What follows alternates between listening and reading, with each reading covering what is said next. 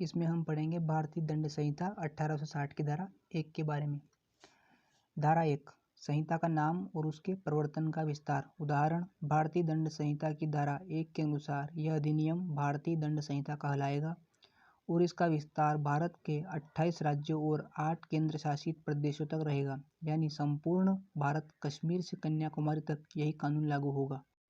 धारा 2, भारत के भीतर किए गए अपराधों का दंड। उदाहरण, हर व्यक्ति इस संहिता के उपबंधों के प्रतिकूल हर कार्य या लोक के लिए जिसका वह भारत के भीतर दोषी होगा, इसी संहिता के अधीन दंडनीय होगा, अन्यथा नहीं।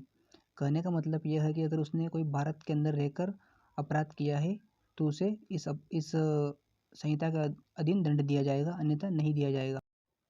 धारा 3, भारत से परे किए गए किंतु उसके भीतर विधि के अनुसार विचारणीय अपराधों का दंड। एग्जाम्पल, भारतीय दंड संहिता की परिभाषा के मुताबिक कहे तो धारा 3, जिस शख्स ने भारत से बाहर अपराध किया हो और वह किसी भारतीय कानून के अनुसार विचारण का पात्र हो तो ऐसे मामले का निपटारा आईपीसी की धारा 3 के उपबंधों के अनुसार बिल्कुल इस तरह से किया जाएगा मानो वह अपराध भारत के भीतर ही किया गया था।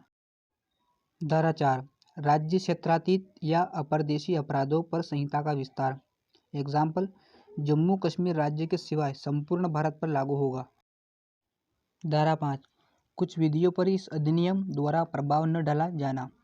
एग्जाम्पल, भारतीय दंड संहिता की धारा 5 के अनुसार इस अधिनियम में कोई बात सरकार की सेवा के अधिकारियों, सैनिकों, नौसैनिकों या वायु सैनिकों द्वारा विद्रोह और परित्याग को दंडित करने वाले किसी अधिनियम के उपबंधों या किसी विशेष या स्थानीय विधि के उपबंधों पर प्रभाव नहीं डालेगी।